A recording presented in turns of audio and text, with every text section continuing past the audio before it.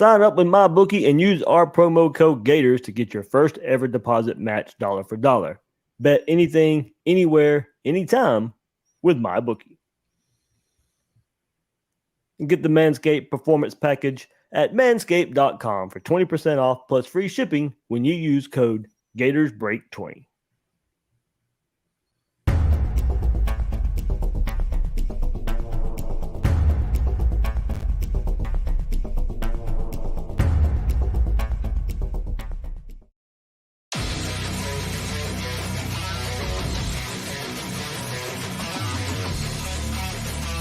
Gators Breakdown, because there's never a dull moment in Gator Nation.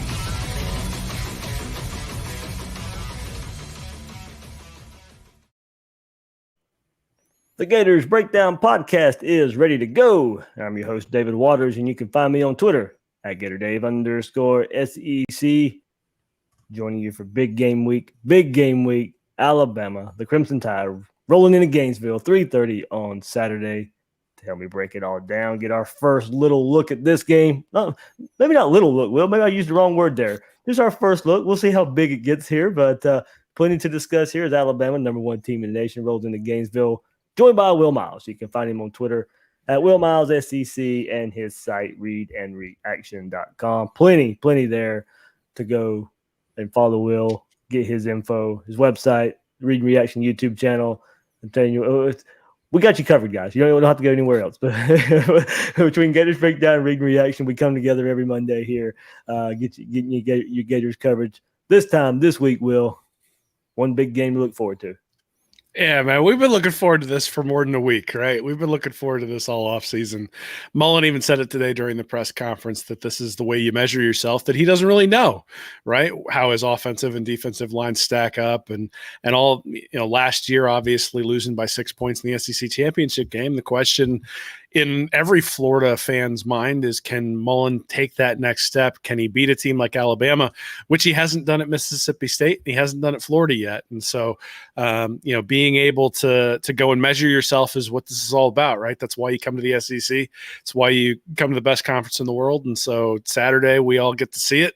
And like I said, we've basically had this one penciled since about the end of the second quarter against Oklahoma. And and it's finally here.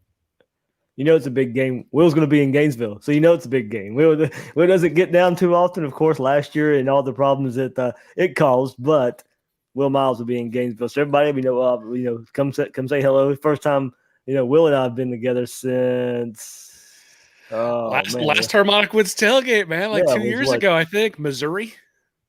Yeah, back in 2018, I think was the last time we were live. Yeah, last time Will was in Gainesville, Florida lost. So you gotta rub him on that one. You were there. You were in Gainesville twice that year, right?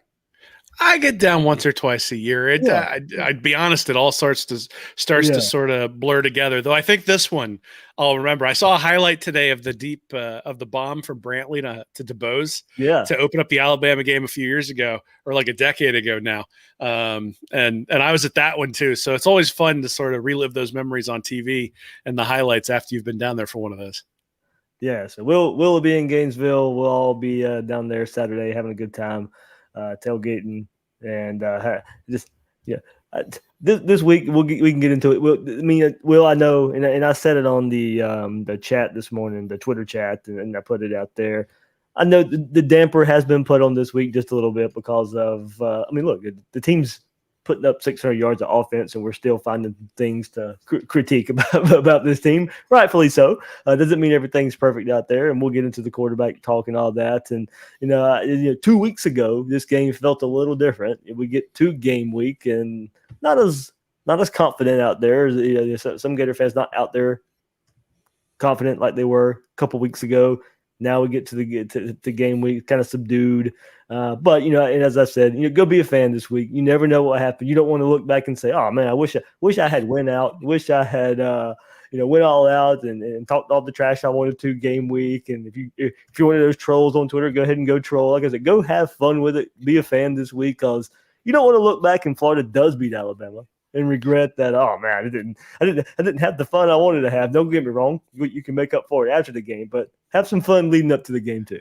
Yeah, I mean, I don't know what so the damper is really the Richardson injury to me is sort of the thing that puts the damper on things. But Mullen actually said he's planning on having him practice this week, so there's still an opportunity that he may be healthier than maybe we think. And if we'd have beat the first two opponents 60-0, does it really change very much coming into this game? Right. Not really.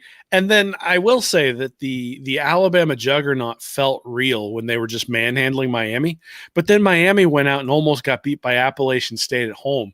And so, I think there's some indicators that Alabama's maybe definitely not last year's Alabama team, right? But obviously this isn't last year's Florida team either. And the question is, do the matchups favor the Gators in certain instances? Are there things Mullen's going to be able to take advantage of? And that is one of the things that I think Mullen has proven is that over time, if he has an advantage somewhere, he's going to be able to find it. The problem is when he was at Mississippi State, he never had enough advantages to actually put stuff together to really beat Alabama or LSU or even Auburn, for that matter, all that often. And at Florida, he's been able to do that for the most part, though obviously against some of these big boys he struggled. So this is the first step, right? And the thing is that win or lose, Florida's still alive in the East, and all you got to do is win the East to have the rematch. But obviously sort of understanding where the team sits, and that was sort of, I think, the theme today of Mullen's press conference is, this is a way to measure yourself. And I'm excited to see how Florida measures up. I mean, even if Florida loses by 4 touchdowns, we know. Right. And at that point, then it's a question of, how do you measure up to Georgia? How do you measure up to LSU? That sort of stuff. You lose by 3 and you go, okay, this team has a real shot against everybody else on the schedule, including Georgia. And if you win the game, then obviously you walk out of it and talk as much trash as you possibly can. So I don't know why, I'm just as excited for it as anybody. Maybe it's because I'm getting on a plane on Friday to find my way down there. But, the reality is we only get 12 or 13 of these every year. Last year, we didn't even get that. So, enjoy every one, even the ones against cupcakes like FAU and USF. And then when you get one of these big ones, savor it, because it's not that often you get a matchup with the number one team in your own home stadium. And when both teams are undefeated, where if you're able to pull out the win, I mean, Florida's 12th right now, but if Florida wins this, I mean, what, second, third? I mean, where do you end up if you pull out the win? I think you end up really high up in that top 5. Especially if it ends up being a convincing win. And, I think there's some reasons for optimism that Florida's going to be able to keep this close. I'm sure we'll talk about that. Yep, we'll get into it there. Even some more about the whole measuring stick thing. Kind of go back to a theme that I went back to in the spring and stuff, and kind of when the schedule was released, looking at the schedule, when this game was going to be played, all that stuff there. But everybody, Gators Breakdown Plus, man, another avenue there. We're talking about content coming left and right, another avenue of it right there. A lot of new members out there in the last few days, so thank you so much for joining that. Want even more content, instant reactions after the games, Q&A session that is just for Gators Breakdown Plus members during the week. That'll be out there as well every Thursday. So it's been a lot of fun the last 2 weeks doing that too. So Gators Breakdown Plus, where it's at for some more Gators Breakdown content. You mentioned it. Mullen says, good measuring stick for this team. And he even went on to say, at this point in the season, not necessarily, a measuring stick just in general, but I'm going to say and go back to a point I went back to in the spring and maybe even after the Alabama game last year was 2020 was going to show you how close those teams were to each other. And it was pretty close. If Florida was going to play their best, Alabama plays really good and near one of their best, those two teams were 6 points apart that day. And of course, the seasons were very different when you look at it and how they ended for both teams. But I looked at this game in 2021 and said, well, now you get Alabama 2 years in a row, and it's a measuring stick for the program in a way as well. Not just for the team. You get the team 2 years in a row now. You get Alabama. They lose a lot of talent, just like you did, just like Florida lost Kyle Trask and Kadarius Toney and Kyle Pitts. They lose receivers and quarterbacks and Heisman finalists and all that good stuff, just like Florida. Well, now you get them with those scenarios laid out, and now you get them in the swamp 2 years in a row. And this is kind of now where your Dan Mullen's in his 4th year. This is his recruited team. This is his recruited quarterback. This can be, last year you were comparing teams. You were comparing, to me, 2020 teams. You can kind of compare programs right now where Dan Mullen's at in his 4th year. Look, we know win or lose, you're not Alabama. You're not the stature of Alabama. You can go out there. It's going to be considered an upset. And looking at the grand scheme of things, even if Florida wins, You're not replacing Alabama by any means or any stretch of the imagination. But 6 points last year, go into this game, find a way to upset, find a way to play them tough. At least after week 3, the game after Alabama, it could tell you a lot about the program and program direction under Dan Mullen by maybe shrinking the gap towards Alabama a little bit. Gap still large in some ways, but you go play them close in 2020, close loss or a win in 2021. You can start comparing programs in some form or fashion. Yeah, I mean, sure. I mean, obviously, Florida loses its 3 best offensive players from last year. If they can go out and they can play a completely different kind of offense and still be able to move the ball against the Tide, I think that says something about Mullen's offensive acumen. I think it says something about his ability to develop players. Last year's game, everybody says 6 points. That game wasn't really that close. I mean, it was 35-17 at the half. Najee Harris goes in at the half. And obviously, I think we held out hope that Florida would be able to come back, and very pleased with the way they fought there in the second half, as opposed to just sort of falling apart at the same time. Scoring a touchdown there with a minute or 2 left, and then not having the timeouts to actually stop the clock at the end of the day, that game was a little bit more than a 6-point win. But the other thing is that you talk about the 3 offensive players that Florida lost. We'll look at the offensive players that Alabama lost, and then the other thing that I do think that's important here is that Florida is averaging 8.5 yards per rush. That's the 3rd best in all the country when it comes to running the ball. And if you think about ways to slow down Alabama's offense, ways to give your defense a rest, ways to sort of just grind down the opposition to a point where you can start hitting some of those big plays, I mean, keeping the ball on the ground is a big part of that. And so, yes, Anthony Richardson's a big part of that, and we'll see whether he's able to contribute. At the same time, Emery Jones is a big part of that, being in there in the running game. And so, if they can continue to average 8.5 yards a rush, they're going to have an opportunity to win. So really, that battle up front between the defensive line of Alabama and the offensive line of Florida, and whether Florida is able to continue and maintain its ability to run the ball and hit big explosive plays in the run game, is just a different question than we had last year. Because last year it was, is Kadarius Toney going to be able to take on cornerbacks on the outside? Is Kyle Pitts going to be able to do to Alabama what he did to everybody else? And is Kyle Trask going to get time to be able to throw? It's just a completely different set of questions this year. Yeah, and I think you and I both, in our own avenues at Read and Reaction and Gators Breakdown, we'll have the preview later this week of like how we expect Florida to attack and go about this game. And you're right, Will, the run game is going to be instrumental for this Gator offense and the Gator offensive attack slowing down Alabama just a little bit too. But yeah, measuring stick it is. Of course, you still win or lose. You have 9 more games to go play, so it is a measuring stick for week 3 and week 3 only. You can't go out there and what Ole Miss in 2015. Beats Alabama, comes to the Swamp the very next week, and gets their brains beat in by Will Grier in Florida. So you can see what happens with a victory over Alabama. You got to keep it going, got to keep the streak of feeling good about yourself. You can't falter, and you can't let a loss deflate you either. You got to be able to bounce back and continue the season mentally as well. We did find out that the Florida-Tennessee game, the very next week in the Swamp as well, will be a 7 p.m. kickoff. There. So Alabama 3:30 this week, and Tennessee next week at Under the Lights in the Swamp, 7 p.m. So yeah, good talk there about the measuring stick and seeing where you are and comparing to Alabama in a couple ways. Will, you mentioned it there, AR, Anthony Richardson, plenty of quarterback talk of course to get into. It's just the never a dull moment, and of course the Gators quarterback talk is very, very rare that it's dull in that regard too.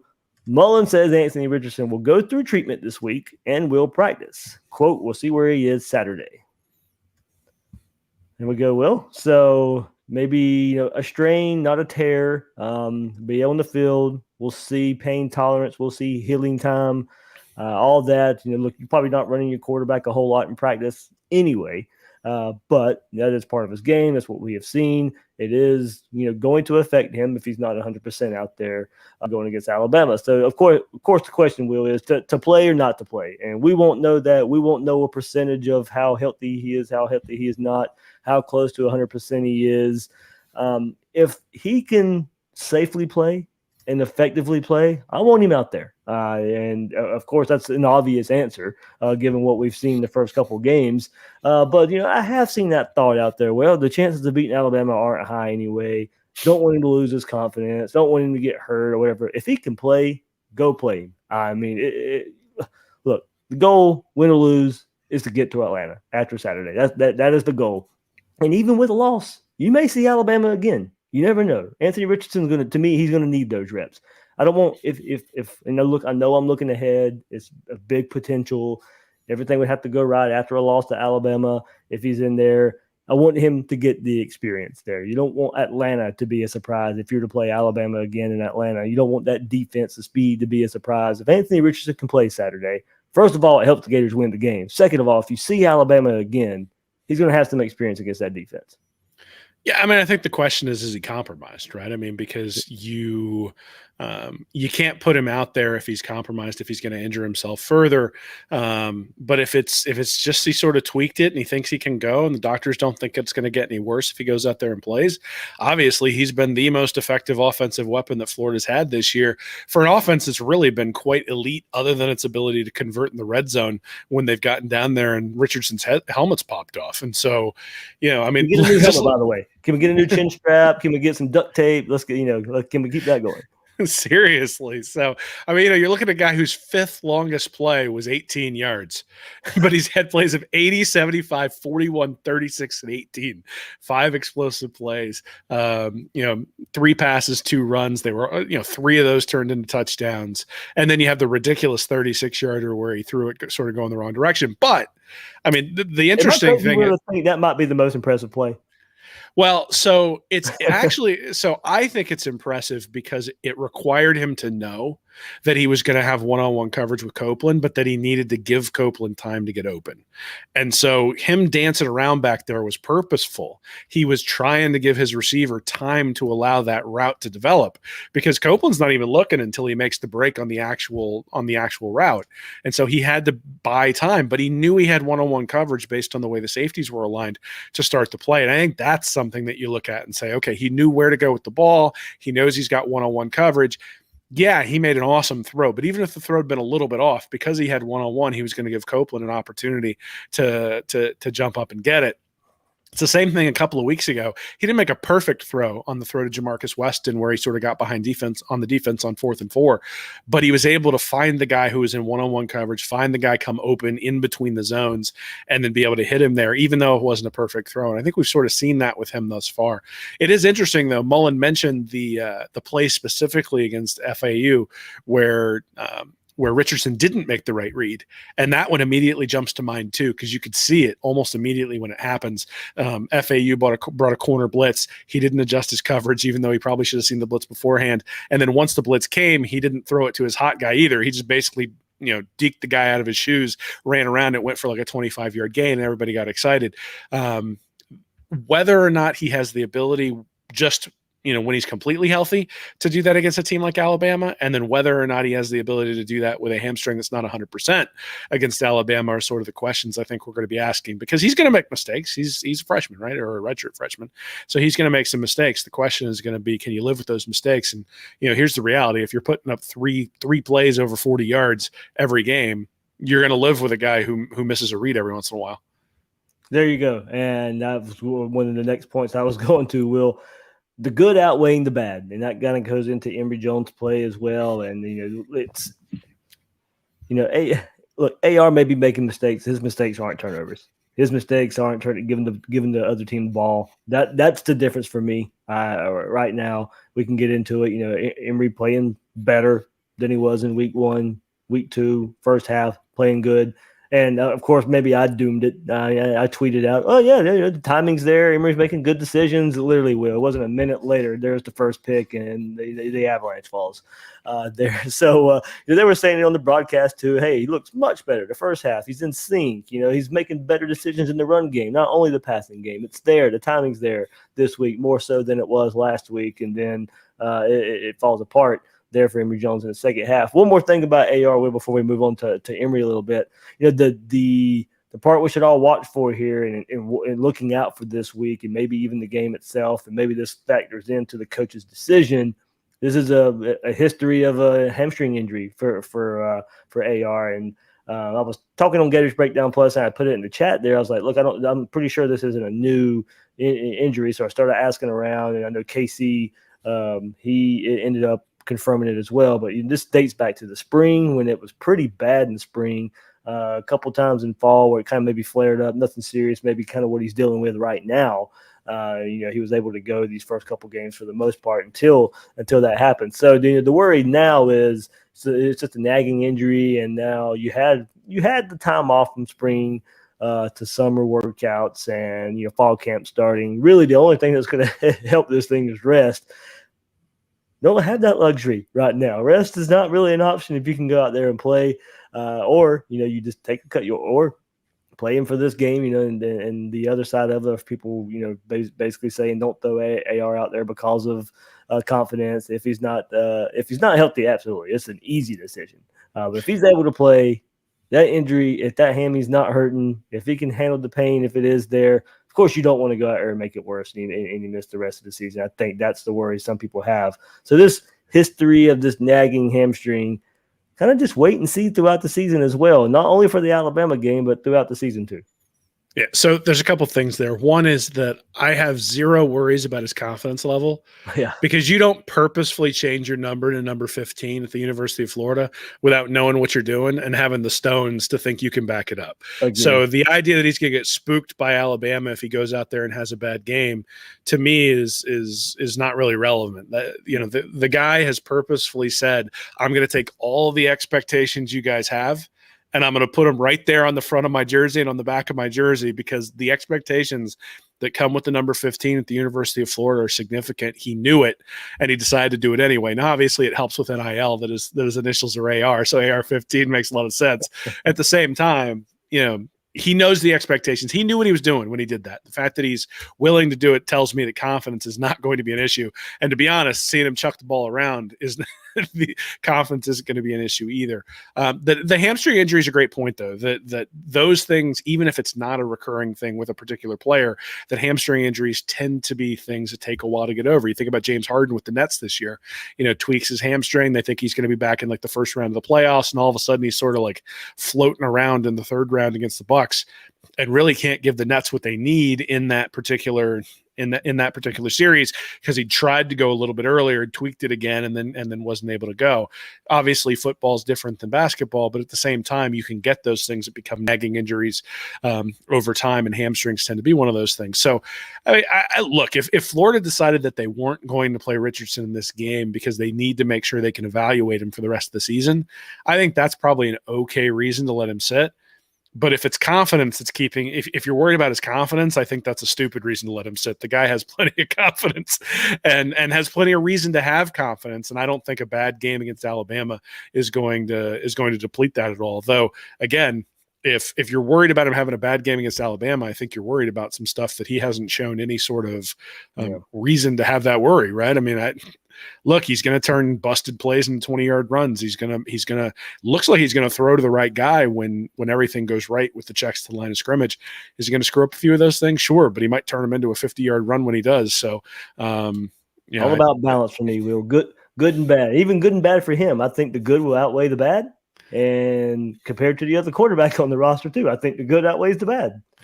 Yeah, I mean, we'll see, right? I think all along, I think you and I both suspected they were going to need both of these guys. And one of the reasons they were going to need both of these guys is that when you run the quarterback, 15 times a game, you're going to sustain injuries over the course of the year. And so we've sustained the first one. Unfortunately, it happens right before the Alabama game, and we'll see what AR has left.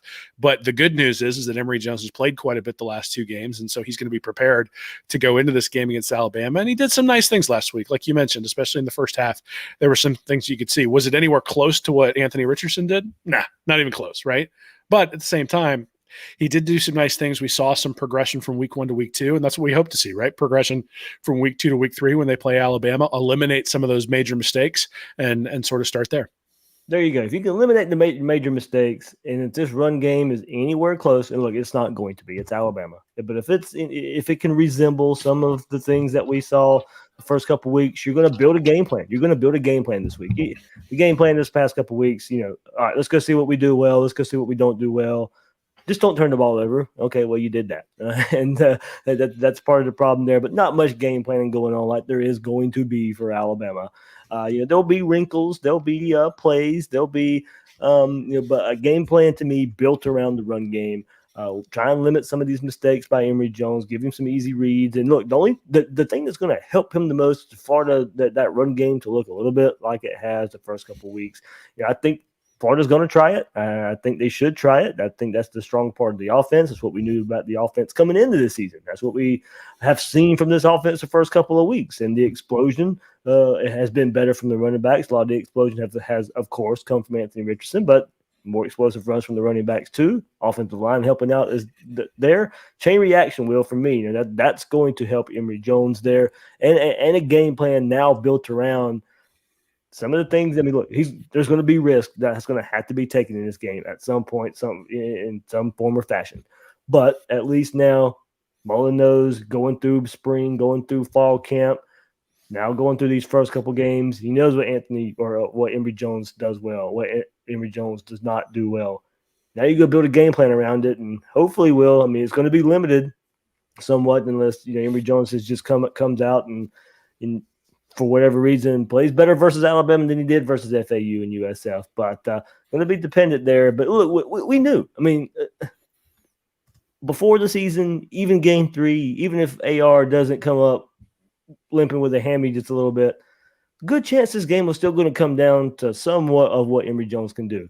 So a better performance to start with last week. Couldn't keep it going. Now, hopefully, I just with the AR injury, he's going to be a huge factor in this game. Hopefully, he steps up to the plate.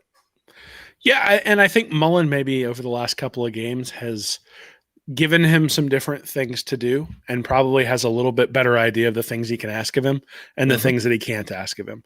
And so one of the things you saw with Mullen, with Nick Fitzgerald, especially in his first year as a starter, is he would do some things to really simplify the read for Fitzgerald. So he would spread his wide receivers way out by the numbers, and then they would run a read option with sort of an RPO option attached to it where he could dump it to the tight end. And it really just meant that all he had to do was read the defensive end and he knew what to do. And I think you're going to see some of that sort of stuff pop up against Alabama, particularly in key times, right? So a 3rd and 4 where Florida's sort of getting deep, maybe they're sort of at the edge of field goal range and they need a first down. Those are the times where those sorts of things are going to come out. I think Mullen will have 3 or 4 of those plays where he tries to design it to where the read is pretty simple, where he's not necessarily trying to throw in between zones or where he's not trying to figure out, I've got man on this side. It's just now we're going to set the formation to the point where the only thing that the defense is going to be able to do is play this one way. And you're going to be prepared no matter what they do, there's going to be an answer. I think there will probably be 3 or 4 of those. And then the other thing is that he talked about before the first game, Mullen did, about that with quarterbacks like Emery Jones or like Anthony Richardson, sometimes the second read is to run. And, I think in the first couple of games, we've seen Emery Jones sort of waiting for guys to come open. And I do wonder whether the emphasis in practice this week is going to be, if your first guy isn't open and you don't have the throw right away, go. And you wouldn't have wanted to do that against FAU. You wouldn't have wanted to do that against USF. But against Alabama, I think you might want to do that, where you just basically say, look, you got 1 read or 2 reads. Look to your check down. If he's not open, go and run. And if we gain 3 yards, cool. And maybe you end up with 26 rushes by the end of the year, but you're going to hit a couple of those things where you gash the defense for 14, 15, 16 yards. And it's going to be a big gain for us, put us in scoring position, get us being able to move the ball down the field. And I really think that's going to be sort of the difference or what I'm looking for when I look for what Mullen's going to be doing in this game is how does he scheme things to take advantage of the things that Emery Jones does well? And how does he avoid putting him in situations where he has to do things that he doesn't do well? And part of that is just going to be coaching him to not necessarily wait. It's going to be, we have to make a decision. We have to make a decision now. And we saw that the decision time sped up between game 1 to game 2. It wasn't where we want it to be in game 2, But I think if it speeds up from game 2 to game 3, and he was definitely more decisive in the running game in game 2 against USF. And so if he can become even more decisive in that part of the game, I think there's an opportunity, even without Anthony Richardson, for Florida to be able to move the ball against this Alabama defense. Yeah, maybe a little more of those keepers, a little more of an option game coming in for Florida as far as game plan goes. And I'm glad you brought up the 1 read, 2 read, and run. Look, kind of dating back, and maybe at the time it sounded like making an excuse for Emery, and probably now some truth to that when we heard about all the issues of accuracy and timing and lack of anticipation of, okay, well, he's just putting, Mullen's not running these quarterbacks in a scrimmage. You want to see what they can do with their arm. I'm glad you said that. Probably bled over into practice a little bit the first couple of weeks as well. Probably bled over into these first couple of games as well of going longer through your reads instead of taking off and running. Now, of course, game 3, we do want to see it versus Alabama. And if you're going to take off and run, we want to see you use your legs more so than we saw the first couple of weeks. I do think that part has been a little more conservative as far as Emery Jones games. I do expect him to use his legs more coming up versus Alabama, and whether it be design runs, whether it be scrambles on a broken pass play, or whether it be a simple RPO, and you had the chance to go run after 1 read and it's not there. Okay, I mean that, and a lot of that comes into play calling too for Dan Mullen, setting up very likely scenarios, very easy scenarios, very friendly scenarios for Emery Jones. I think that comes into play too. Is look, yeah, you're going to come up with a game plan, but will the play calling better be on point too? Yeah, well, I mean, that's always the case, right? I mean, hopefully everybody's got the right wristbands and we're ready to go. But, at the end of the day, like Emery Jones, there's going to be a time in this game where he has to make a play. Yep. And that really is going to be probably the difference in this game. I mean, obviously there are some scenarios where Alabama comes and just blows the tires off of Florida, but I think that's probably unlikely. I think what we're probably going to see is something that is – I think we're going to see something that's similar to what we saw in the LSU game last year, where it's frustrating because the Florida defense can't really stop them and can't get off the field, but that the Florida defense can't get off the field, but the Florida offense is still going to be able to move the ball and going to be able to keep the Gators in the game. And so if they're able to convert in the red zone, if they're able to put 7 up when they get down there, I can envision a scenario where this is going to be really close, late third quarter, early fourth quarter. It's going to come down to Emery Jones being able to make the throw, because Saban's going to give him some of those intermediate throws. He's going to give him probably some cover 2 where you look at it and say, you got to hit tight windows in between zones, but you got to also throw it on time.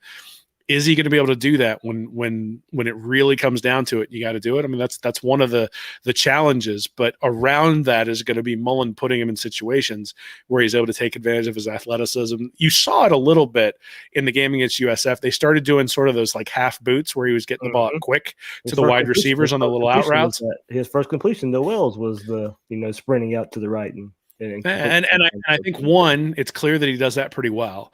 And 2, you can even look back at his high school film and see him doing that sort of thing. And then the other thing is that getting him on the move, I think, makes it a half field read. Yep. And since it's a half field read, you can be decisive and you can get the ball out rather than having to worry about going all the way across. I mean, the reality is, and I think Mullen even said this before the first game, that to expect Emery Jones to be reading the defense and then making accurate throws like Kyle Trask is an unfair expectation. Just like asking Kyle Trask to run for 200 yards or 150 yards in his first 2 starts last year would have been an unfair thing. And so the passing was so bad in the first game for Jones that it sort of offset the fact that he averaged 7.4 yards per rush and rushed for 74 yards total. He rushed for 81 against USF. And so lost in the 160 and 115 from Anthony Richardson is that Emery Jones was a really effective runner as well. The difference is he only averaged 4.2 yards per throw in the first game. He averaged 6.9 in the second. So again, pales in comparison to the 51 that Anthony Richardson averaged on his 3.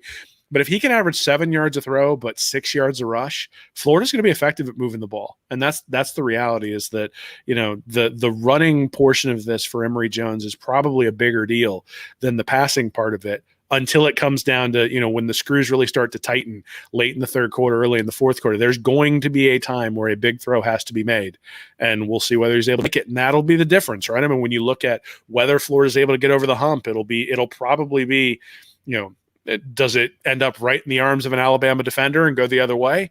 Or does he hit somebody right on the sideline, right in the hands, over a corner and under a safety, and put Florida in field goal range, or drive them down, or does that set them up to drive down for a touchdown? I think you can clearly envision that might be a scenario where Emery Jones is either going to make or break his sort of his relationship with the fans when one of those things comes up against Alabama. Alabama dealing with some injuries at linebacker too. So, we saw Dan Mullen be able to take advantage of a Georgia defense that was pretty nursing some injuries last year. Maybe now Dan Mullen can see something to take advantage of an Alabama defense as well. Of course, guys, I know completely different offense, all that. You don't have to tell me that, but there is something to look out for when you're looking at this game. So I actually do think that's worth noting. Saban was uncharacteristically critical, I think, for this early in the season, but I think he has reason to be. When you go back and look at it, his team's giving up 6.9 yards per attempt. They gave up, I think, 9 yards per attempt to Mercer this past weekend. So, my yards above replacement metric, I have them third worst in the SEC, 2 spots behind Florida on defense. So, again, I start looking at it and I say, this is not invincible Alabama from 2020. I think there are some ways that you're going to be able to move the ball against the Tide. Obviously, it's just 2 games in, and if Florida comes out and plays like Miami did in the first in the opener, then then all bets are off and Alabama might run away with it. At the same time, I think that there are some holes in the Alabama defense that Florida might be able to take advantage of. And Saban is criticizing them for good reason, not just because he's trying to motivate them and he's kind of upset they kind of faded in the game against Mercer. The interesting thing is that score against Mercer was aided by a blocked punt that got returned for a touchdown. Mm-hmm. And the score against Mercer, if Florida had that score against Mercer, we would be endlessly complaining that we didn't, put the screw, that we didn't tighten down and just blow them out in the fourth quarter, that how could you give up 14 points, like all that sort of stuff. And so the things we've heard about the FAU game and the USF game, I think, is sort of the same thing that Saban is kind of pointing to when it comes to Alabama, particularly against Mercer this past week. Yep. All right. So like I said, plenty of talk there. Alabama talk coming. Previews in the day ahead at Read Reaction here on Gators Breakdown. But plenty more to get into. Mullen talking to the media today. Plenty of other news and notes to get into as well. As we move on from if we can move on from quarterback talk, Will, I guess, if it's okay. But we know nature of the beast when you talk about Florida and what's transpired the first couple of weeks here. Before we do, remember, you got to head to MyBookie. The NFL is back in action, and so is winning season at MyBookie with over $500,000 in contest prize money. Winning season makes the big games better and the victories even sweeter. Head to mybookie.ag and choose from a variety of boosts, contests, and promotions up for grabs. Highlighted by the crown jewel of winning season, the famed MyBookie Super Contest. It only costs $10 to enter. You pick 5 games against the spread each week. Each win earns you a point, and each point gets you closer to the grand prize. If you missed out on week 1, don't even sweat it because entries are still open, and all it takes is one solid week to get you back in the mix. Don't take my word for it. Join now. Start your winning season with MyBookie today. In order to get started, make your first deposit at mybookie.ag and use promo code GATORS to instantly receive double your deposit. That's double your money to double your winnings with your first ever deposit using promo code GATORS. Bet anything, anytime, anywhere with MyBookie. And autumn is in the air. The pumpkins are in the patch, and our friends at Manscaped are here to make sure you're keeping things fresh this fall with the leaders in male grooming and their brand new 4th generation performance package. Join the 2 million men worldwide using Manscaped by going to manscaped.com for 20% off plus free shipping with code GatorsBreak20. Time to bundle up with the Manscaped Performance Package 4.0. Inside the package, you'll find the Lawnmower 4.0, the Weed Whacker, Ear and Nose Trimmer, Crop Preserver Ball Deodorant, Crop Reviver, Toner, Performance Boxer Briefs, and a travel bag for all those goodies. First off, you get that Performance Pack. In the Performance Package 4.0, you get the Lawnmower 4.0, that 4th generation trimmer, reduce your grooming accidents with the advanced skin safe technology. You get that LED spotlight for more precise shave. Plus, it's waterproof. Also, in the Performance Package 4.0, you get the Weed Whacker, Best nose trimmer I've tried. Pretty much the only one I've ever tried that works. You got to give that thing a try. Get the liquid formulations, the crop preserver ball deodorant, the crop reviver, soothing spray for below the waist for high friction areas. Keep them cool, calm, protected after a good shave. And Manscaped even throws in 2 free gifts in the Performance Package 4.0, the Manscaped Boxer and Shed Travel Bag. Get comfy at home and on the go this season. Get 20% off plus free shipping with code GatorsBreak20 at manscaped.com. That's 20% off plus free shipping with the code GatorsBreak20 at manscaped.com. Will, so something we've kind of spoken about, Dan Mullen even more in the press conference, did, quote, say, we have kept it pretty simple the first 2 weeks as far as utilizing the personnel. I mean, that's, you can tell. I mean, first of all, if they wanted to run the ball more, they could have. I think they've wanted to work on the passing game. A lot for me on this one, it really goes to defense. Defense, we've seen the starters play the first half. Halftime comes, both games versus FAU and USF. You haven't seen the starters a whole lot on the field. Mullen says more veterans will be getting the reps compared to the 2 previous games, with Alabama coming up, with SEC coming up. I mean, it really has been pretty simple the first couple of weeks. That doesn't excuse some of the execution we've seen. You'd like to see some short yardage situations to get our offensive line, get more push, but all in all, a good performance by them. You don't want to see Emery Jones throwing these interceptions, no matter how simple they have kept it. But it is pretty – and look, you're not emptying the kitchen sink versus FAU and USF. You better this week. Everything better be on full display. All the personnel packages you want to throw out there better be on display versus Alabama. But it doesn't take a rocket scientist to know. They're not game planning. They're not throwing all their heavy personnel packages. There's going to be some wrinkles. There's going to be some new plays. Look, your offense is going to be basically the same. There's not going to be much that surprises Nick Saban coming from Dan Mullen. But with the shift in offense, going to the run heavy, there's some wrinkles. There's some plays that they've worked on this offseason that we should see on Saturday. So hearing Dan Mullen say, they kept it pretty simple the first 2 weeks. First of all, no surprise. And second of all, you'll see more of it this week. Yeah, I mean, the thing is you don't have to fool Nick Saban. You got to fool Nick Saban's safeties. And so those guys are watching film, and those guys are preparing, and those guys are looking and saying, yeah, I don't know what to expect. It's actually one of the reasons I was a little bit surprised they had the rocker play against USF last week with Anthony Richardson. I kind of figured that would be something they might hold. It's not that no one's ever seen it before. It's that no one's seen it from Richardson. And so you're sitting there saying, is he capable of doing it? And now he is, and so you'll be able to prepare for it. The question I have is, what do you build off of that, right? And that's sort of the thing, is you've probably shown on film what you wanted to show on film. And what is the zag you're going to attach to the zig that you showed against USF or against FAU on film? And then, there are certain tendencies as well that you've probably, there are some things about each of these quarterbacks in terms of where they like throwing and what they like doing. And have you been purposefully shying away from those sorts of things because you're going to come to that in this particular game? We'll see. I mean, at the end of the day, Alabama has outstanding athletes. They're going to be able to recover. You're going to need to make quick decisions. You're going to need to be able to get the ball out there quickly. And then you're going to need to win a few battles in space, irrespective of what the game plan is. But, yeah, I mean, it's not a surprise that Mullen would say they've sort of kept things simple. The other thing is that they've sort of kept everybody fresh, right? So the 5 running backs have all gotten, 5 to 7 carries a game. At some point, they're going to say, hey, we're going to ride with the guy who's doing the best job out there. The first game, it was Malik Davis. The last game, it was Dameon Pierce, though after the first drive, Pierce really didn't see the ball all that much. So I do think that one of the things they'll do is find the guy who's really got either the hot hand or has shown that he's finally been able to grasp the offense completely when it comes to a guy like DeMarcus Bowman or Lorenzo Lingard, get them out there in space and see what they can do in a way that they have not done yet in the first couple of games. That's one thing, Will, I am definitely looking for is that running back rotation, seeing how it plays out. You mentioned how it played out the first couple of weeks there. Mullen and saying, the veterans will be getting most of the reps. I took that as, most of the guys who have been starting out there. Your Zachary Carters, your Moons. I took that more for defense. Offense, I mean, it's been pretty set. But besides running back, I mean, you pretty much know who the veterans are. The veterans are going to play. The veterans should be the starters along offense. You can name, I mean, besides Emery and AR, of course, you got your veterans at wide receiver that should be starting. Your veterans at tight end that should be starting.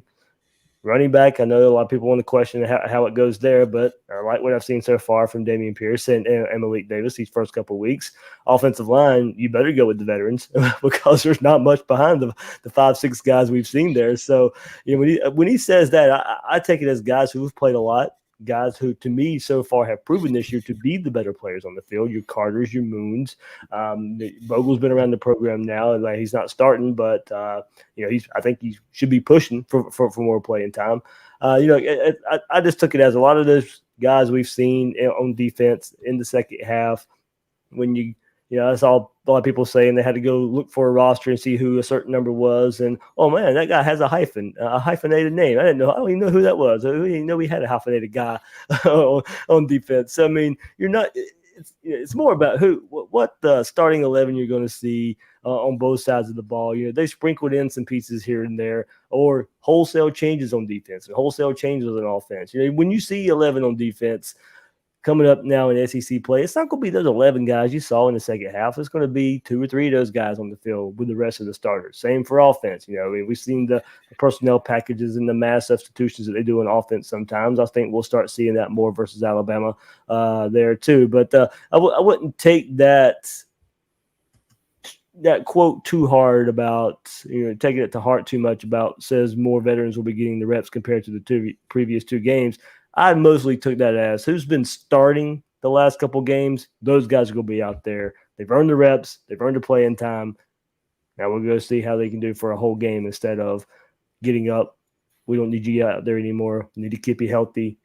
Now it's go time, Will. It's go time.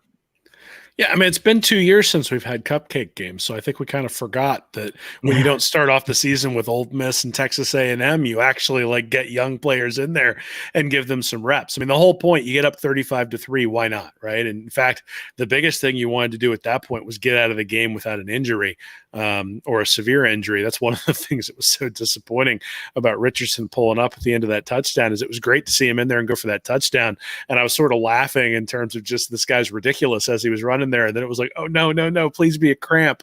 Obviously rosters tighten as you get into SEC play, sort of by necessity because you could dress less people when it comes to the SEC games, but also just, from the standpoint of, you got to put the guys out there who are earning those reps. And that's what we're going to see, hopefully, is the guys who've earned the reps are going to be out there, and you'll have a few backups who come in to give them a blow, and you'll have the general rotation on the defensive line. But at the end of the day, you're not going to look at the end of the third quarter and not see Zach Carter out there, and not see Brenton Cox out there, and not see Chris Bogle out there, or Jeremiah Moon or Diabate. Like, those guys are going to be out on the field and going to be out on the field a lot. And thankfully, they've been able to get through the first 2 games without serious injuries, except maybe to Ventrell Miller. We'll see what happens there. But at the end of the day, the guys who've earned the time, who've put in the work, who were big parts of the team last year, particularly when you think about the defensive side of the ball, are going to get that consistent playing time. And, the concern would be sort of that 15 play drive that happened in the first quarter against USF against those starters, not necessarily the couple of drives at the end of the game when they had to go 25 yards because there was a big kickoff return or a big punt return or an interception that sort of put them in high level scoring position. All right, let's move on. And Mullen meeting with the media on Monday. Some highlights taken from that here. Mullen said, this is the question I asked him about. I wanted to, I knew it was going to be dominated by quarterback questions there. So I did want to go a different way and ask him about 2 guys I've just been impressed with so far on the defensive side of the ball. Mullen saying I asked him about Jeremiah Moon and Jadarius Perkins. There's 2 guys I've been impressed with, especially Moon these first couple games. I know the injury healthy. Seems like he's been at Florida for a decade now. Hopefully he can stay healthy. But, he did say Jeremiah Moon being able to play that inside linebacker really helps the flexibility of the defense. And says Perkins has picked up the system fast. He can play corner or star, and he's worked hard to learn the defense. He's doing a good job making plays. Will we go back to game 1, and it was Trevez Johnson on the depth chart being the first team star. Started the game that way too, but it's been Perkins the first couple games that's really caught my eye there at star for his aggressive play, his instincts, his ability to break on the ball in that one play versus USF has been a highlight so far. Been helping on the versus FAU, being able to string out a run play, keep that run play toward the sideline for very little gain. There, he's showed some good instincts, knowing what to do there in that star position so far. And Jeremiah Moon, I mean, lining up all over the place.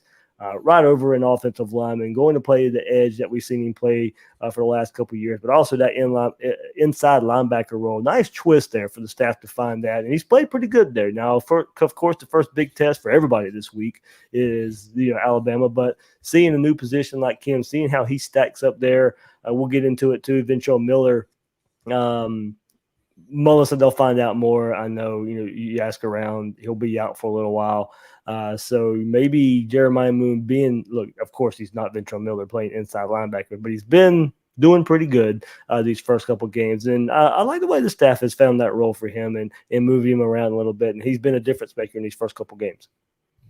Yeah, I mean, as far as Perkins is concerned, I think you can see flashes. I think you also see flashes of inconsistency as well. Mm-hmm. There, especially on some third downs where they were playing a zone sort of at the sticks. There were a couple of times where he dropped behind the sticks, particularly in the FAU game, and then obviously had the late hit out of bounds that prolonged a drive as well that you want to eliminate. But a lot of good flashes too, and that's one of the things you're looking for at that position is a guy who's physical, guy who can come up and help in the run game, but then a guy who's able and quick enough to then guard bigger receivers and receivers who are going to come into the slot. Going to need that this weekend, right? I mean, Billingsley is a good player. Alabama has a lot of good players who are going to be out there at the receiver position or at the tight end position, and that star is going to be an important part of it. As far as Jeremiah Moon is concerned, yeah, I mean, middle linebacker, there are multiple times where you've seen him sort of fill a hole and take on the blocker who's coming through the hole and muddle things up to allow other guys to come in and finish off the play. And on the stat sheet, that doesn't show up as a tackle, but this to stand in there and take on either the pulling guard or a tight end who's pulling around and make sure that he takes him on directly and doesn't give the running back anywhere to go and allow his teammates time to catch up is a big part of being a middle linebacker. Something David Reese was always really, really good at. Reese, the other thing is that Alabama, interestingly, has not ran the ball all that well this year. They've averaged 3.9 yards per rush. They're not getting any rushing yards from their quarterback at all.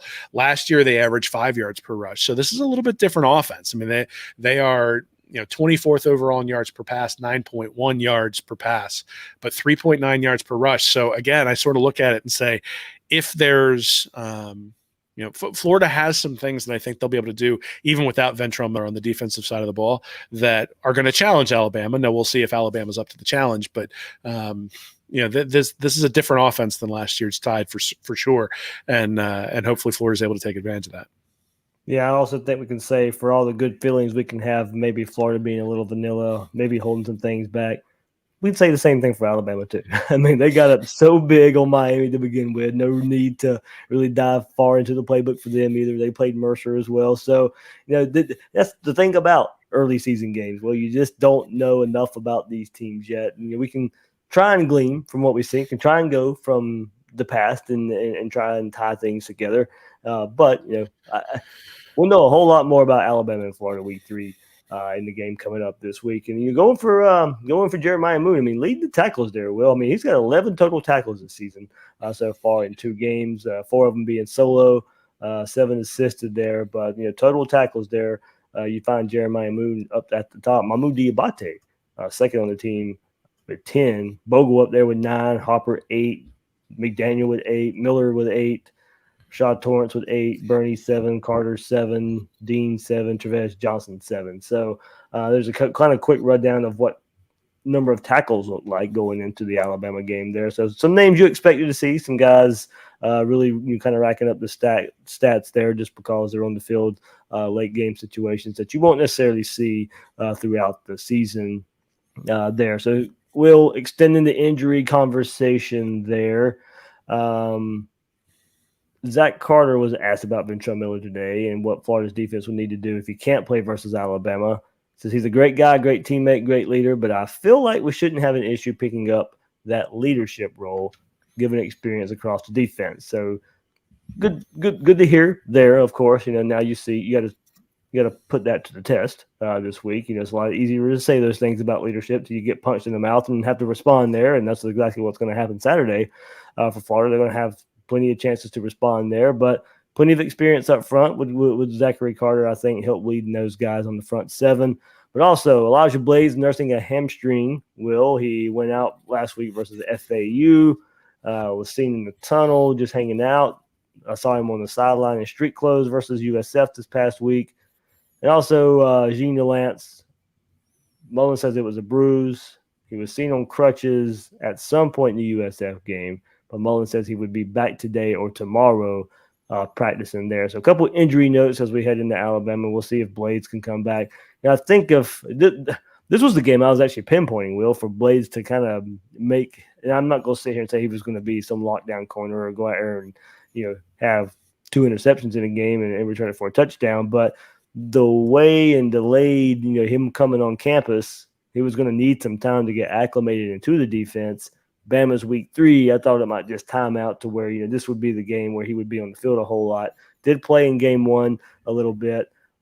I thought it would take, he's had some SEC experience. He's played versus Alabama before. This would be no surprise for him playing against a big, playing in a big SEC game like this. So this is the game I was pinpointing. Hopefully he's back, but I doubt he's practiced the last couple of weeks. So now still behind in getting up to speed with this Florida defense.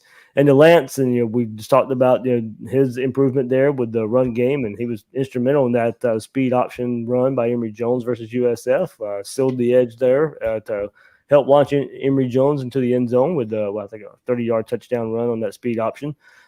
So hopefully he's back, create some depth up front for this Gator team. But Miller would be a loss, definitely a loss up there in the middle. I'd like to see him out there for some depth purposes there for linebacker. I haven't seen a whole lot from him. I still, the linebackers still haven't really done anything to stand out in the first couple of weeks, Will, in my opinion. But Miller, Blaze, DeLance, there's your injury list right now.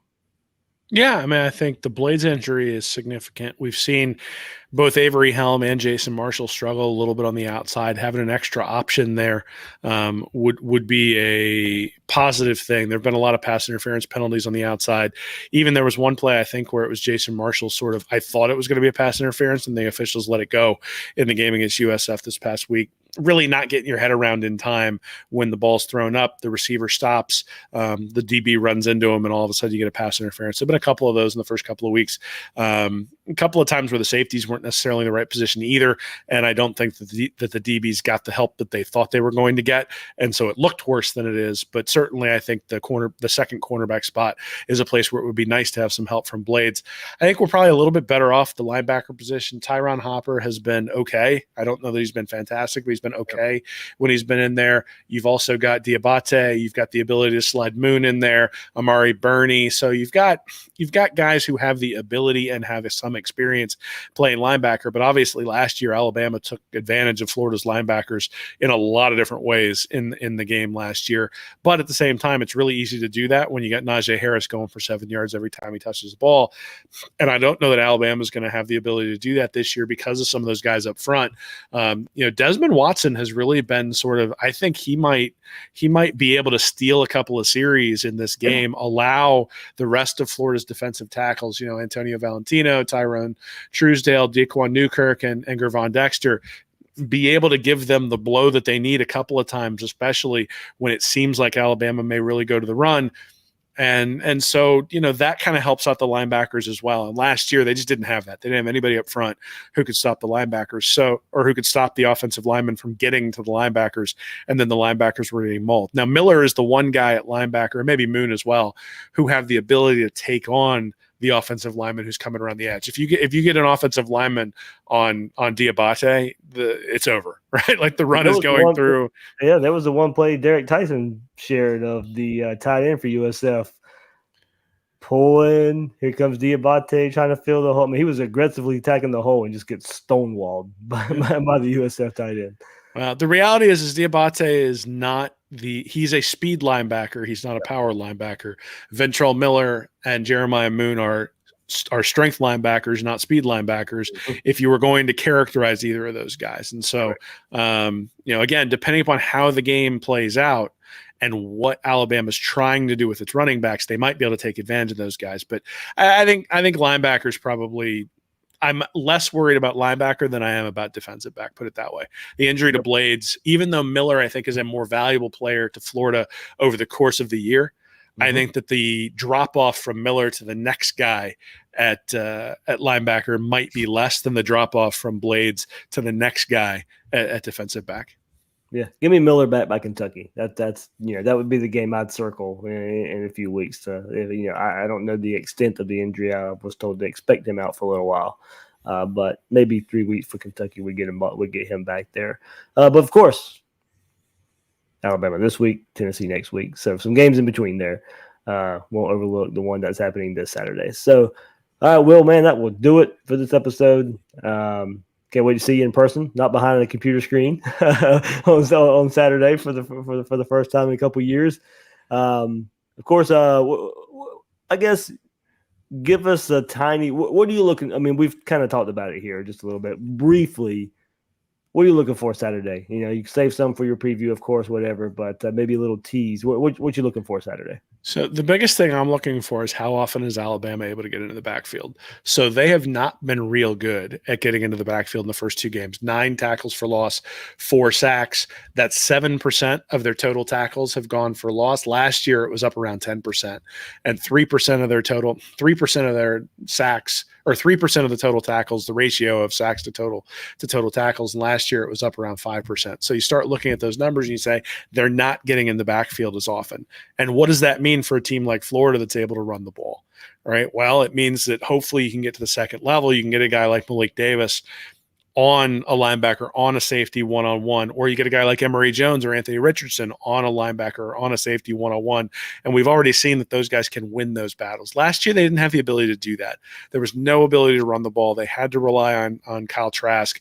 And he was really sort of up to the task, but it took him a little while to get to the point where they felt confident. I think that they were able to take advantage of it. And so, it's interesting. Last year, Florida fell behind 14-0 to Georgia and then came storming back. But it almost felt like they were a little bit deer in the headlights for the first 5 minutes against Georgia. I mean, the first play turns into a big long run for a touchdown.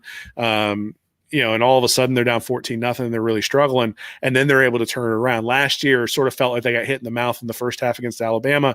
And then they were able to turn it around and at least get back and make it close. So maybe that's the thing we should be looking for, is that they come out fast, that they don't fall behind, 14-0, 17-0, 17-3, something like that. That Florida really probably needs to come out, make it 10-0, make it 17-0, 17-7, something like that, where the crowd is in it the whole game because Florida's in it the whole game. And then you got Bryce Young on the offensive side of the ball for Alabama, this is his first road game, right? That game against Miami, that was not a hostile crowd there at that neutral site game. The game against Mercer, certainly not a hostile crowd. And now you've got a sold out Swamp, jacked to see Florida be able to pull this one out. It's going to be as loud as anything you've ever heard in there. And Bryce Young hasn't dealt with that yet. And so you get, I said what I said about Emery Jones. At some point, need to make a play. It may be the same thing for Bryce Young, right? At some point, Alabama's going to have to rely on him to make a play. He's been able to do it and been more impressive in the first 2 games of the year. But it's really easy to let the ball fly when you're up 21-3 in the second quarter against Miami and there's no crowd. It's really hard to let it fly and trust your instinct when you're down 21-17 in the fourth quarter in the Swamp. And so that, to me, those would be the 2 things. This is Alabama in the backfield consistently. And if they are, then it's going to be a really long day for Florida because obviously they need to run the ball. And then the other thing would be, does Florida come out and sort of look tentative to start with, like they did against Georgia last year, like they did against, quite honestly, LSU last year, and like they did against Alabama? Or do they come out and are they the aggressors and do they punch Alabama in the mouth? And I don't know that they're going to win if you see those 2 things happen, but I think it's going to be a good game. I think it's going to be close if you see those 2 things happen. Yeah, that's my big thing. Keeping it close to keep the crowd in it. That's before I give my preview on Wednesday as well. That is definitely one of mine as well. Getting off to a better start on defense. I don't expect the offense to go out there and go crazy. I think the defense has got to do its job and keeping it close to the offense finds their way. So, all right, plenty of previews, both sides. Read and reaction. That's where you can find Will and his work there. You can find him on Twitter at Will Miles SEC. Anything else, Will? Dude, I went to work today and I was just like, can it be the weekend? Yep. Like, can we get there? This is one of those where you're just like, is it Saturday yet? Is it Saturday yet? Is it Saturday? And I feel like I'm the kid at Christmas. Like, this is my kids, like the week leading up to Christmas. That's what I feel like right now, and it's interesting. There was a really interesting article on Sports Illustrated today talking about the hiring of Dan Mullen and really why good. they didn't hire Scott Frost and sort of the saga with Chip Kelly and all that sort of stuff. And it just sort of made me think back in 2017, what would I have thought with Alabama coming to the Swamp? I would have been like, oh, uh-oh. And really, to be honest, even in 15 and 16, when we played them in the SEC championship game, I didn't think we had a chance. Last year, I thought we had a chance, but that it was extraordinarily remote. This year, I think we have a chance, and it's more than just remote. I think we're obviously underdogs, but I think it's pretty ridiculous that they're more than 2 touchdown favorites in the Swamp. I think, that's a lot of points for a team with a lot of question marks. And granted, Alabama's always one of these reloads and that sort of stuff, but I don't know. I think Florida's gonna be able to keep it close, and I'm gonna be there cheering them on. So come by and see us. We'd love to sort of interact with all the people that we talk to through the computers every week, and meet them in person as well. Absolutely. Once again, Will Miles, you can find him at readreaction.com and on Twitter at Will Miles SEC. I'm the host of Gators Breakdown, David Waters. You can find me on Twitter at GatorDave_SEC. Guys and girls out there, thanks for listening to this episode of Gators Breakdown.